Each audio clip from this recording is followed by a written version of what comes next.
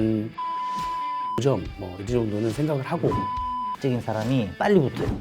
을 잘하는 사람이 회계사 시험에 떨어지는 걸 본 적이 없어요.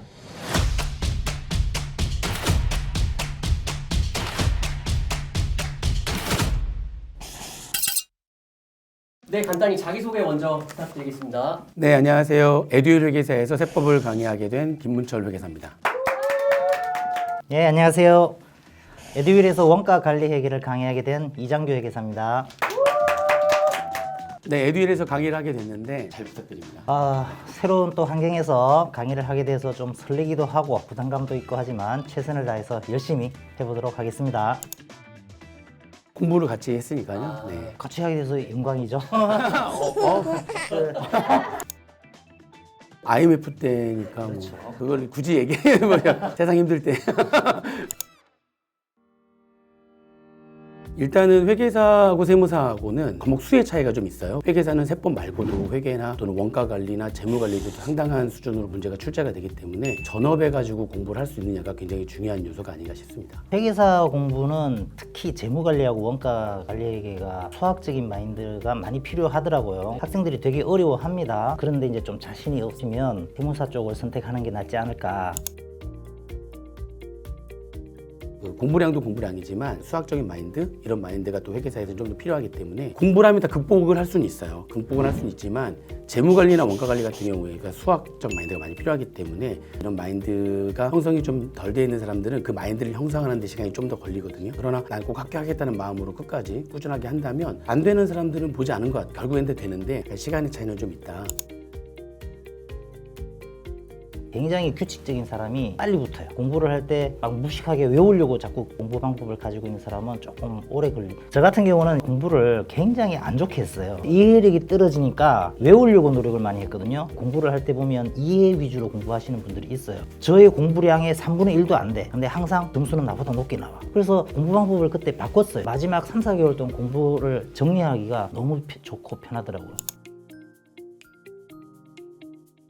일단은 제가 강의를 하고 있는 세법이 가장 중요한 과목이 아닌가 싶습니다. 그러니까 수학적 마인드를 계속 얘기를 했지만 세법 과목은 수학적 마인드도 어느 정도 좀 필요한 데다가 법령으로 돼 있다 보니까 법문구가 이렇게 쉬운 말들이 아니거든요. 근데 그거를 좀 해석할 수 있는 능력까지도 필요하기 때문에 문과적인 요소하고 이과적인 요소가 좀 이렇게 결합이 돼 있어가지고 종합 과목 이렇게 좀 느껴집니다. 아마 공부하는 과목 중에서 가장 양이 많을 거고요. 휘발성도 강하고 하기 때문에 세법을 잘하는 사람이 회계사 시험에 떨어지는 걸 본 적이 없어요.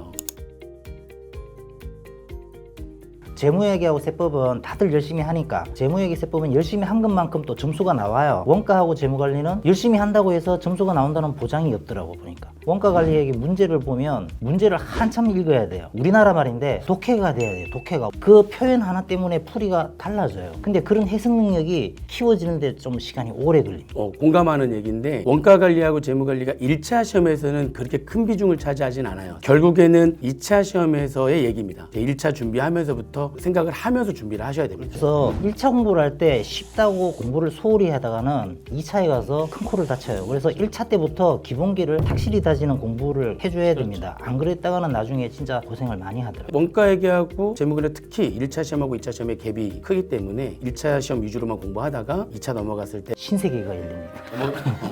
세법은 원래 중요하니까 1차부터 열심히 해서 그대로 계속 열심히만 해나가면 되는 거예요. 열심히 할 수밖에 없습니다. 제가 강의하기. 왜 이러는 걸까요? 회계사 시험에서 세법은 약간 계산 문제 위주로 해서 문제가 출제가 되고 있지만 세무사 시험에서는 이제 논술형 문제도 출제가 되기 때문에 세무사 시험은 세법을 더 열심히 더 깊이 있게 해야 되는 거죠. 세무사 시험에서는 세법 전문가다 보니까 세법이 더더욱 더 중요한 과목이 되는 게 아닌가 싶습니다. 세법에서는 이제 문과적인 요소도 필요하고 이과적인 요소도 필요하고 양도 많고 그러다 보니까 처음에 공부할 때 그냥 무조건 다 외워야지만 된다고 생각을 하는데 절대 그렇지 않습니다. 처음에 가장 중요한 거는 이해를 하고 들어갔느냐. 또 너무나 휘발성이 강하기 때문에 이해가 됐다고 해도 아직 완전히 자기 게 된 건 아니거든요. 자기 거가 될 수 있도록 반복 학습을 해가지고 또 자기 걸로 만드는 과정이 필요합니다. 그래서 순서가 먼저 이해를 확실하게 하고 그 다음에 자기 걸로 만들기 위한 반복 학습을 꾸준히 하고 이런 방법밖에 없어요. 저는 이렇게 생각을 해요. 이해하는 거는 좋은 강사를 만나야 되는 거다라고 생각을 합니다. 저는 이 세상에 세법 강의를 가장 잘 이해시켜주는 강사입니다.